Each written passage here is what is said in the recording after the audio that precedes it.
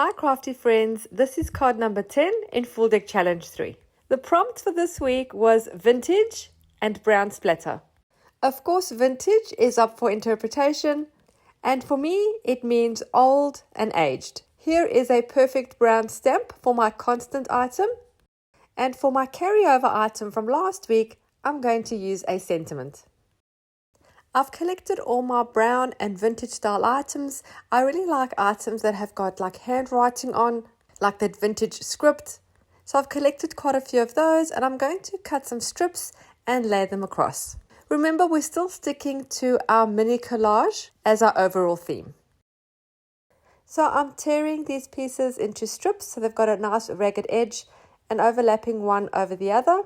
And then for the last piece, which is this book page piece, I'm going to also tear it shorter so that the number and the suit of the card is visible.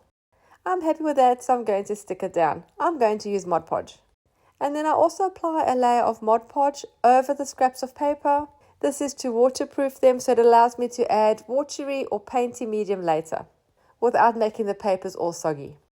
While I continue gluing that down, let me give you the prompts for next week. There's quite a few, so take note. We're going to use black and white, and then we're also going to use one bright color. And we're also going to use a stencil and texture paste. It may sound like a lot, but we're going to start now working more on those mixed media techniques. Back to our current card, I've dried it all well, and I'm going to trim off the excess.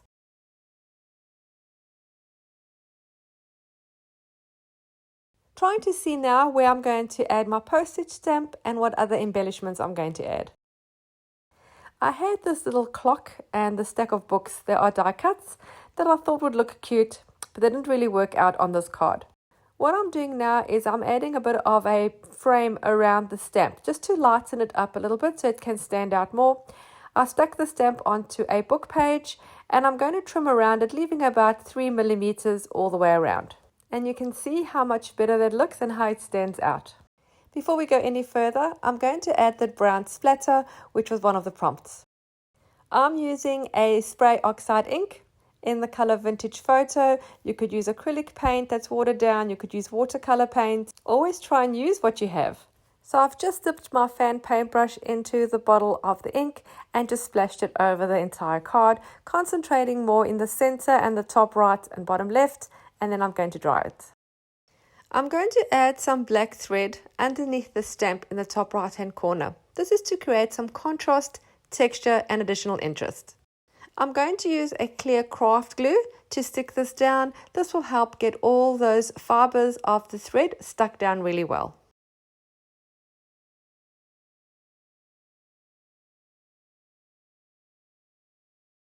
And now we're going to get to the sentiment that I'm going to use. I'm going to use more than one. And if you remember, this is my carryover from last week. I'm just deciding if I'm doing the black or the white. I'm going to go with the black as I think it suits it better and creates a better contrast. I'm going to find a few words or quotes, and I'm going to fill the rest of the space with this. I felt just sticking these words down was a little too plain, so I'm going to do the same as I did for the stamp. I'm going to stick them onto a book page and then just trim around, leaving a small amount all the way around to frame it. It's never too late to join in the Full Deck Challenge. This is Challenge 3. I still have Challenge 1 and 2 that I've done in previous years, and I'll put the links to the playlists in the description box below. If you'd like a summary of how the challenge works and how the prompts are going to work for this challenge, you can watch the first episode, which will be in the playlist, and it's called Introduction and Card 1.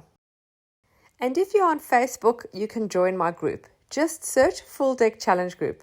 All the prompts are available in the albums, and each week I add the new prompt for this challenge, and you can share your work and also be inspired by others.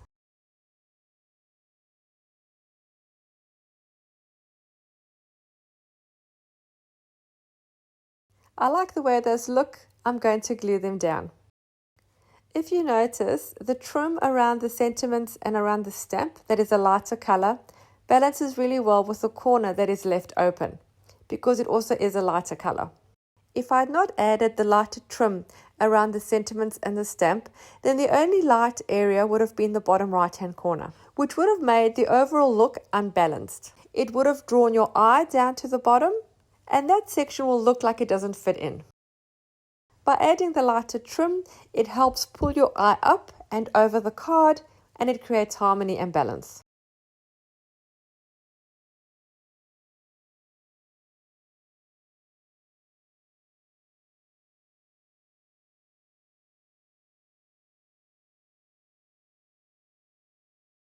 I'm going to use a black watercolor pencil. I'm going to dip the point of it in some water and just go around the edges all the way around this card just to give it a bit more definition.